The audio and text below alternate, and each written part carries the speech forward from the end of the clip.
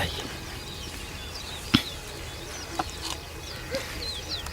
खुलो, पता नहीं क्यों गया, चुप चुप करने लग गया।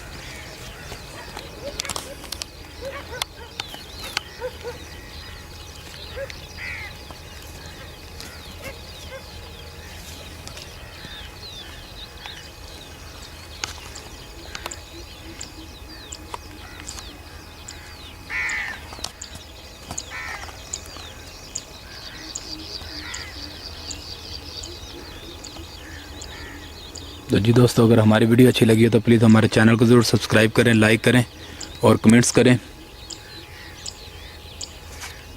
कि हमारी वीडियो आप लोगों को कैसी लगी। जो पहली दफ़ा वीडियो देख रहे थे प्लीज़ वो हमारे चैनल को ज़रूर सब्सक्राइब कर लें।